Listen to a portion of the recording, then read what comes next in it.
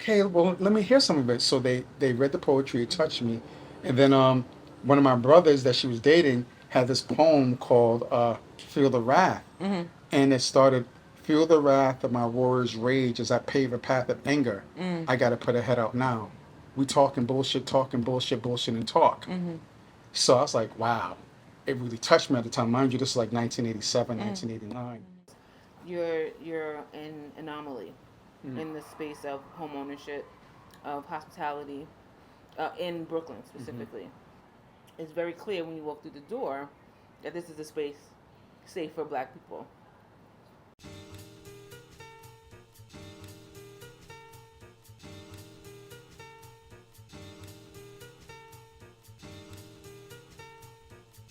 Like photography, food is its own unique language with its own unique voice, cadence, tone, pitch, and meaning.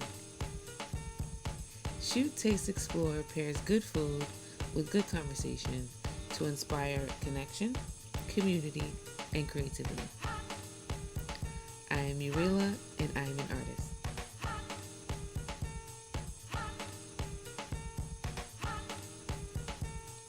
Enter Mtkalla Keaton, broker, producer, synthographer, and founder of the SunSpot Foundation, a cultural hub for Black creative expression. Let's eat. Thank you for that. Thank you for feeling it. I really appreciate that. Tell me a little bit more about you and art. So I'm Mtkalla.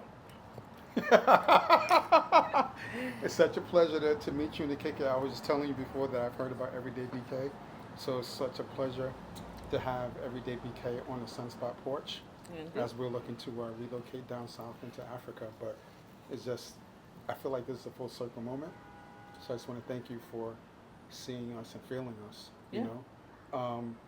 So my artistic background actually started, real talk. I grew up not too far from here, and so before I changed my name to Mtkalla, my name was Martin Kennedy Keaton. Okay, and I was born the same year that Martin Luther King got assassinated, and RFK got assassinated. So my mother literally brought me up as like almost like she wanted me to be like the chosen son in a sense. It's almost like Black Moses in a sense. I know that Okay. sounds crazy, but it's real, right? So, I was like 5 and 6 years old learning Martin Luther King speeches, and I would be entered into oratorical contests doing these MLK speeches and bringing like these grown women to tears because they were like, "Yo, this kid is like 6, but he's like talking like MLK. Like, what's going on here?" And so I kind of started like, I don't even want to call that a performance because I definitely felt like I was channeling something. Okay. But later on in life, when I went to my second stint in college, because I got thrown out of Brooklyn College, so when I went to Hunter College, I read the autobiography of Malcolm X and Asada Shakur, and I got all super super duper uber black. And I came home like, I don't want no European names on my back no more. Later for Martin, later for Kennedy, all of that. My name is now Mtkalla. Where did you find Mtkalla? So Mtkalla was, I drew from the Black Panther Party of Self-Defense. Okay. In terms of the Black Panther. Uh-huh. So there's the Black Panther, the character, which is actually T'Challa, right? Yeah. But then there's the Black Panther Party for Self-Defense. And interestingly enough, both the Black Panther Party for Self-Defense and the Black Panther, the character, were created in 1966. Okay. 2 years before I was born. Yeah. So for me, it was kind of like, I was a comic book head, but I'm like, it's much deeper than the comic book, of course. Okay. It's about the liberation of Black people. So Yeah. I kind of remixed the name a little bit. And then as I got older, because when I was in my super rah-rah days, I was like, Martin Luther King's a sucker. Like, I would say that. I never really believed it, but I would say it anyway, kind of, sort of, like real low. But but then as I really understood Martin Luther King's complete journey and how when he started talking about the war in Vietnam and, people's right to have a living wage and how when he really started talking about the money, that's when he got assassinated. I'm like, yo, Martin was a super revolutionary. Like, people don't look at him like a revolutionary. No. So then that's when I put the M in front of Mtkalla. That's why it's spelled Mtkalla. Yes. LLA. But the same time that I changed my name in the 80s, there's a sister named Asha Bandeli who's a phenomenal writer. She's one of my sisters, and I came in to the house one day. She was staying in the house with her boyfriend, and I'm like, what you doing? Like, you know how like you be grown but you act like kids. You go into somebody's room like, what you doing? And so they were reading poetry. Okay. I was like, oh, okay. Well, let me hear some of it. So they read the poetry. It touched me, and then one of my brothers that she was dating had this poem called "Feel the Wrath," and it started. Feel the wrath of my warrior's rage as I pave a path of anger. I gotta put a head out now. We talking bullshit, bullshit, and talk. So I was like, wow. It really touched me at the time. Mind you, this is like 1987, 1989. And I was like, can I hold that? I want to read it because I was used to performing. So it's like, cool. So I was like, are you going to read it out? Yeah, I wanted to read it out, right? So I took it and I was like, feel the rage of my warrior's wrath as I pave a path of anger. I got to put a head out. Ah! So they were like, yo, bro, like back up off my poem. And so then he actually let me hold the poem. Yeah, you gave it life. Yeah, he let me hold the piece. And so we used to go to prisons like to kind of like kick it with cats and like to inspire folk like regarding what's their plan when they left the penitentiary. We would perform and I would perform his piece and I would really kind of like feel it, and then he was like, yeah bro, you need to write your own poetry now.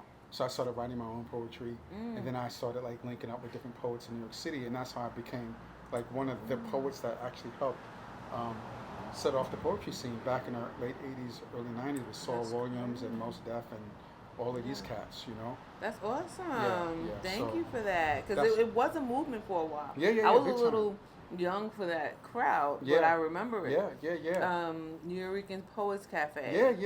And then Def Jam. And then the Brooklyn Moon Cafe and all of that. Moon, yeah. So I actually taped for Def Jam, and that's a whole nother story we're not going to add to this particular podcast. But but then through the evolution of things, like I was doing poetry. I was like living in Europe. I was living in London, performing in London, like doing like poetic, poetical theater. And then I was like in my early 30s. I was like, this is awesome, but I got like $50 in my pocket. Right. And if I'm keep doing this, I'm gonna starve to death. So then I got into real estate. Okay. Became a real estate agent for 5 years. Was doing really bad, and then my girlfriend at the time was like, why are you trying to treat being a real estate agent like you a bartender? This is like a real job. Like, don't be corny with it. Be you. Be Mtkalla with it. Like, rah! Like, come on with it. So then I felt that. And I just kind of transformed my whole energy and started really killing it in real estate in Brooklyn. And became one of the top, if not the top, black real estate agent in BK. But then that's when Bed-Stuy started hitting $1 million, because Bed-Stuy used to be like at 500, and then it's like $1 million. And when Bed-Stuy hit $1 million, I was like, yo, black people aren't going to be able to afford to live in Brooklyn anymore. And that's when it really hit me, So then I started traveling around the world. I went to Ghana, I went to South Africa, I went to the south side of Chicago, I went to Bahia, Brazil. I went to all these places that I felt were black meccas to try to figure out where the new black mecca was going to be, because if the entry point is going to be $1 million, how can we really live in a space if we can't afford to be in a space? Right. And that's why I fell in love. That's partly why I fell in love with South Africa. Okay. And one of the reasons why we're going to circle back there eventually. Remind me of the area that you chose. So initially I chose Johannesburg. We had a penthouse in Johannesburg in 2000. 2020, that was amazing. It was like the top floor of this building that David Ajay designed. It's called the Hallmark House. Okay. And then and now we have a residency in the Eastern Cape in Port Elizabeth, or Gibaha. But I'm still kind of vibing on another space in the Eastern Cape, because the thing about the Eastern Cape is that people are real friendly. And I just love friendly people. My rah is kind of toning down. It's kind of landing. It's playing, and I just want peace and happiness for black people. Yeah. So I want to create a space. I want SunSpot to evolve into a space that when people come and visit it on the continent, that when they come, they feel like like the same kind of that you amongst your friends in Brooklyn gives you, like. When it's a good night and you guys are full, you're happy, you're on your way back to your houses, there's a peace there that has energy, not necessarily a quiet one, but it's a safety, it's a security, it's feeling one with where you are. You don't feel separate from it, that you have to behave a certain kind of way. Who you are is enough. It's accepted. It's received because you are among your people. You're on your block. So like that's the kind of peace that you get when you walk through these doors. Like how do you Wow. even manufacture something like that? Wow. I guess it's just in you, right? Like So there's a couple of things, but you put a whole bunch on the table. I'm gonna try to get to some of it, okay. and I love it though. The specific vibe with this spot is two things. When I was in college in Hunter in the '80s, when I was on that super revolutionary thing, which I still am on, is just deeper in the heart. We were like, where's revolution happening in the world? And at the time, it was happening in South Africa. Okay. So in 1992, we went to South Africa and we stayed in Soweto.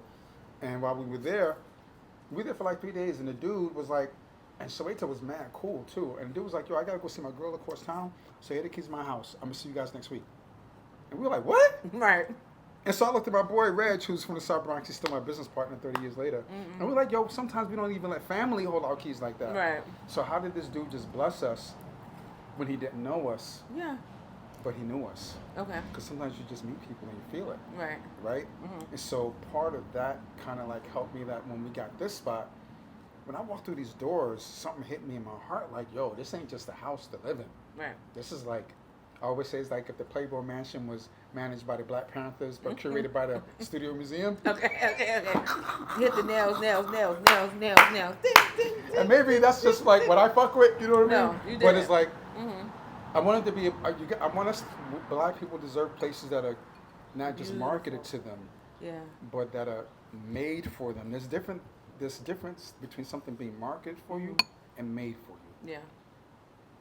So I think that one thing that's happened is that people feel the intention that this is for us, man.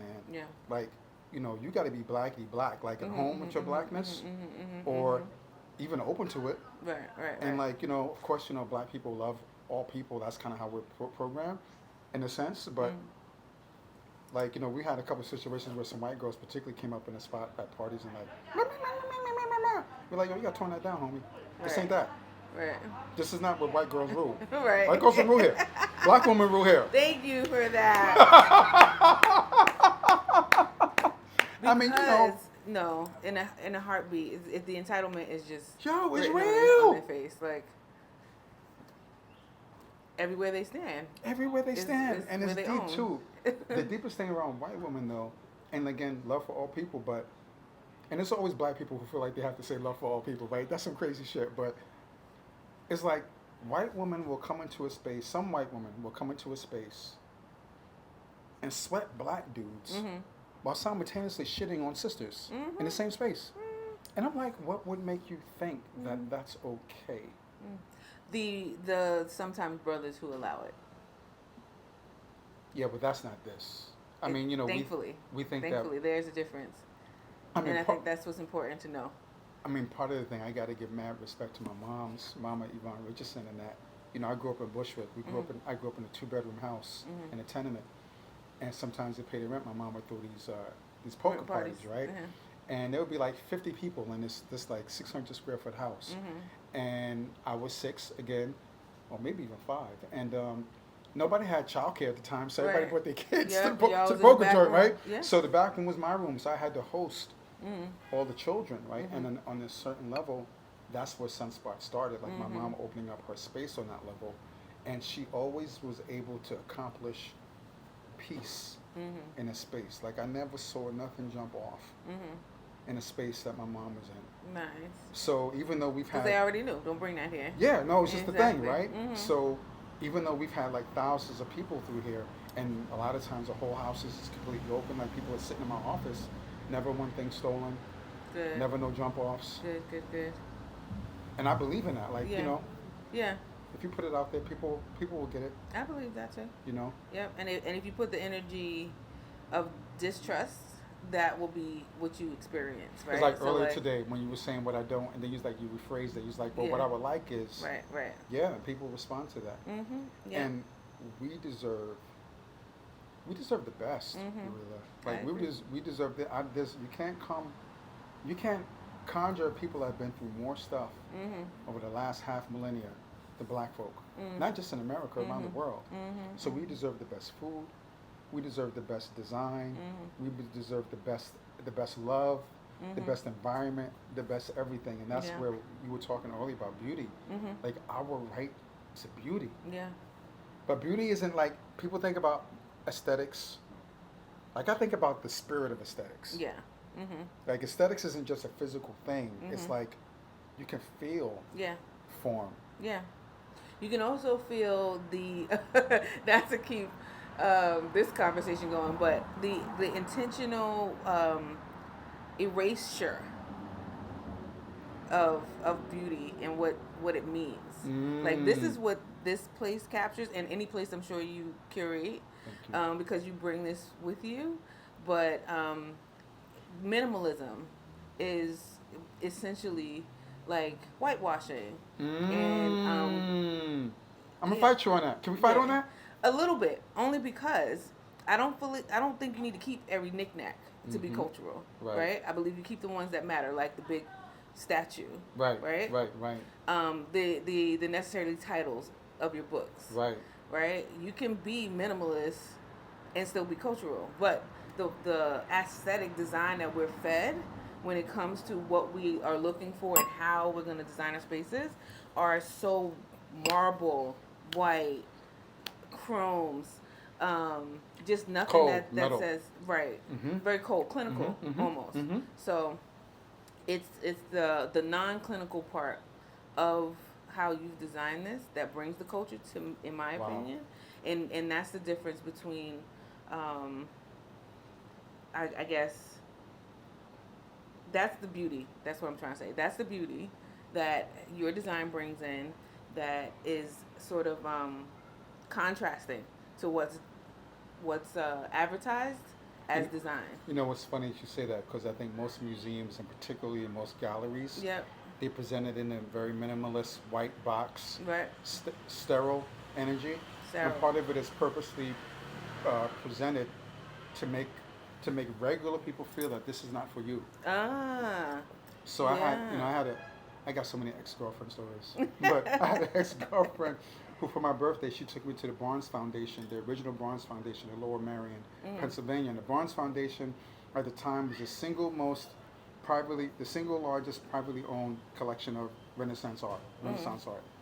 It's worth like $1 billion now. But this guy, Albert Barnes, white dude, he bought this like 10,000 square foot space. But in addition to putting the art up on the wall, he also put in furniture. He put chairs next to the Picassos. He put African ironwork. So when you're looking at the African ironwork, you're looking at Picasso. You're like, oh, Cubism ain't just like some European shit. Like they got Cubism was originated in a spot. It was originated in Africa, right? And so the fact that he kind of created this polydimensional space, it kind of inspired me that, yo, art should be experienced in a home. Yeah. Yeah. So when people are sitting down on the couch and drinking whiskey or talking shit or playing spades, you can play spades with your joint on the wall Of course. and talk shit and be like, Uno! And that's my, $1 million piece on the wall. Yep. Yep. Absolutely.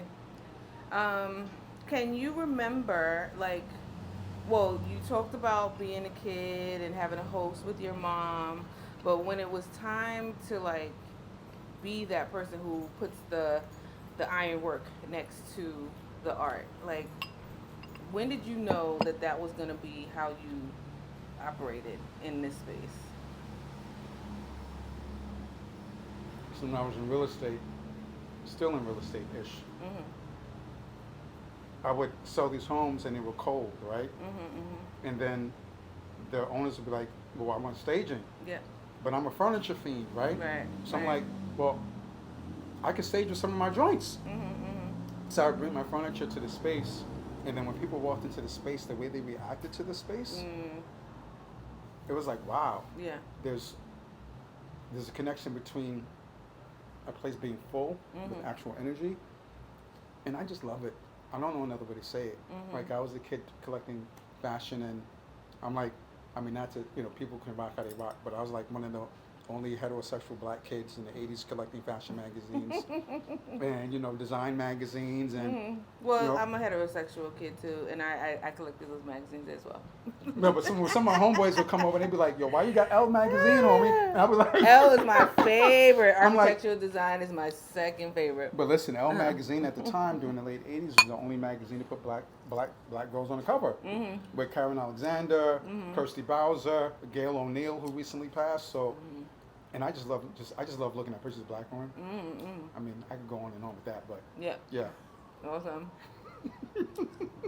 I love it. I love it. So, when people leave the SunSpot, what I feel like we've touched on this, but I still would love to hear what your response is. When they leave, how would you like them to have felt? Like people who visit, like usually it's just events, right? So no one sleeps here. Right. After an event, what would be great feedback for you? So when we have had conversations with folk, the thing that keeps coming up is that people feel at home. Yeah. And so home is a huge thing because I feel like a lot of us feel displaced. Yeah. So, you know, and the tagline for SunSpot is the house of, or the home of black magnetic energy. Like, there are all these incredible things that have happened here, like Lauryn Hill performed here, Alice Smith. I could go on and on with no advertising, no marketing, no nothing. It's just like the intention for like fly black shit to happen. It's put out. Yeah. And now you're really sitting on my porch. You really sitting on the porch. Be eating apple kale salad, you know what I mean? Yes. Feeling at home. Yeah. Ideally. So that's it. I want people to feel at home. And I also want us to also expand our desire Okay. for what it is that we want. Meaning that, like, I know people who, you're like, oh, I want to get a brownstone. Like, that's my dream, right? Right. You know, sometimes people say your dreams ain't big enough. Right. I'm like, do you really want to get a brownstone for $2 million where you got to get up at 8 o'clock in the morning to move the car? Right. I'm just saying. Just real shit. I love brownstones. But what about having an estate? Can we have an estate? What about us having an estate when we can land a helicopter in the backyard? That's what my head I was is at. asking myself the other day, how many acres is a football field? And how many do I need to be satisfied? Because I want as many acres as a football field. What would I put on that much land? That's real talk. And I felt a little insane, and I often think that my ideas are so lofty. Like, don't think like that, girl. But You're they're just going not. to set yourself up for being disappointed. Oh, no. I love to hear you say that because I feel that way. No, because think about it. A New York City block is approximately 4 acres. Okay. Just to put it in context, right? Yeah. Mm-hmm. So you're like, I want to have a house that's on a city block. Yeah. So for me, like, and as much as I adore the space, and it breaks my heart to leave it, real talk. Mm-hmm. When I come out here and I see somebody with their pit bull who lives in a joint across the street, the pit bull taking a shit, and they don't want to pick up after it, I'm like, I need a space where that's not happening. Exactly. Do you hear what I'm saying? I mean, can I? Yeah. No. You deserve that. Like, why? We deserve that. Yeah, You know what I'm I saying? agree. Or when we have a party with 500 people, I don't wanna hear about I need folk not to be able to call the police. Yeah. Or when the police come, if they did call the police on our 5-acre estate or whatever it's going to be, the police is like, I'm like, They're on yo, your what's side. up, Billy? Exactly. He's like, what's up? These people bothering you. That's what my head is at. That's what my heart is at, actually. I feel you. We want the best for everybody. Yes. So, Everyday BK is a preview of Brooklyn and the quality that exists here. And this perfectly fits my intentions for what people should learn about or know about when it comes to Brooklyn. I love it. And I'm happy that we had this experience, even though it's short-lived. So, however you plan to continue, if it includes people, please include me. No. Make sure I know so I can share. Should we be blessed with the space that we're looking at in Atlanta? We want to activate that in the spring. Yeah. So first of all, wherever SunSpot is at, everyday BK is welcome. Thank Number you. one, right? So you got to come down there and chill. But definitely when we get back home to South Africa, you got to come and spend a whole 2 weeks with us. Mm-hmm. Because the thing that's so deep about Everyday BK is that Everyday BK almost reads to me like Everyday Black. And Brooklyn has the largest amount of people of African descent of any place outside of the continent except for Brazil. Mm-hmm. There's a 1.5 million people of African descent here. Mm. So when you go certain places and you just say Brooklyn, just Mm-hmm. that word is a word of power. Like it feels like Shazam. You know what I'm saying? Mm-hmm. So everyday BK to me is like I feel it almost globally. Yeah. So let's work together. Thank you. I'm being called Okay. to be more places. One of the reviews on my cookbook was like, I can't wait until she comes to Houston because she needs to be in every city. You do need to be in every city. I agree. Yeah. And we I need to do a whole appreciate that. activation on your cookbook down south, and also another one in Africa. Let's do like a whole dinner party. Let's do a Yes, whole thing. definitely dinner parties. Definitely, absolutely. And yeah, and basically And I want to showing thank people you how for. to. I want to thank. Oh no, I'm interrupting you. Forgive me. I'm just No, too you're good, excited. you're good. It's I like I appreciate want to it. thank you for teaching me the art of massaging my kale. I've Yes. been eating dry kale all this time. He's like, Mtkalla, you gotta Ooh, put some hurting oil his- on it Yes. and massage it. Now Make it's it nice and soft. soft and stuff. Yeah, you can Tastes chew. so good. Yeah. It's delicious, and it adds a little bit of a flavor to it. It does. It Yeah. does. Typically, sprinkle a little sea salt in there, Mm-hmm. and that'll end it. But instead of salt, we added black seaweed or dried seaweed, which is black, and that added the salt element for us. It was beautiful. Mm-hmm. Thank you. Thank you. I'm glad you liked it. I do. All right. All right. So, And give me the name of the book again. shoot, taste, explore. And can we talk about the book just for 2 seconds and what Yes. inspired you to do the book? So, back in 2020, when we were on lockdown, at the same time that was happening, I was planning food photography workshops in restaurants because before the impending doom that is COVID-19 approached our lives, I was starting to ask myself, what would I need to do to make myself happy in my day-to-day life? Like, I love photography. I don't love necessarily being the service provider all the time. Like, sometimes I would just not, I don't want to do the business sometimes. I just don't. Let me shoot and let somebody else take care of that other stuff. And so I was in a place where I wasn't very happy. And I was like, I want to be happy. What would make me happy? What are the things that I can do that would make me happy? And I was just like, well, I love hosting people. I love cooking. I love photography. I do. Wow. So I was like, what can I do that would give me an opportunity to do as much as I love at any time? And so I was just like, I have taught a food photography class. So I was like, maybe Wow. I'll do that. Wow. And I was like, oh, we'll make it fun and do it in restaurants because I'm already doing these previews. So it'll kind of feed into this idea of here's a great place to be. Here's how to, like, I really do appreciate form and function and intentionality, and, like, all those things. Yeah, like I said, Architectural Digest was almost probably before all the fashion magazines. Wow. I love that stuff. I feel you on that. 1,000%, man. Absolutely. I don't know if you saw it. I mean, I don't want to keep, but Lenny Kravitz recently bought a property in Brazil, and so he was on the cover of AD a couple of years ago, and they did a whole feature of his property in Brazil. Did you see that video? I'm gonna look again. Did you Don't see that give me video? the And line. he's on a horse, like, riding across his acres, and I'm like, see, now that's a goal. I'm not saying this. Everything is a goal, right? But it's like the goal is to be in a physical space where you can grow your own food. How about that? Yeah. And not be afraid of somebody coming through your door, Yeah. Exactly. So, Estates. Okay, broaden my horizons. Thank you very much. well, such a pleasure. I'm glad that thank you to OG Theory for bringing us to OG Theory and the every BBK for coming to the SunSpot. Beautiful, beautiful thing, man. Thank you. And your cooperation is just unmeasurably appreciated. You know what's funny? I thought this was tomorrow. And something told me when I woke up this morning to start getting the living room together, just because I don't need to be living like a bum. and then I was like, it's on I emailed her direct. I was like, Tuesday, right? And maybe she didn't. She was like, yeah. And then she said, I'm 2 minutes away. I'm like, what? I thought it was Tuesday. She's like, no, homie, it's Monday, and I'm on your porch, so open the door. And you know what? Monday wound up even better. So there it is. Yes, and the weather's beautiful. Yes. All ended up, working out as according to plan. So. That is a really fancy, beautiful case, by the way. Thank you. It is. Yeah, I love them. Amazon. Oh, to go back to your point, obviously I can't interrupt when you're speaking. No. I forgot who it was. Someone put me in contact with Malika years ago. With who? And, Malika Oil. Malika. Mhm. Okay. Years ago, and I want to go tour her mansion. It's on St. Mark's in Mhm. yeah. In Kingston. Yeah, Mhm. right over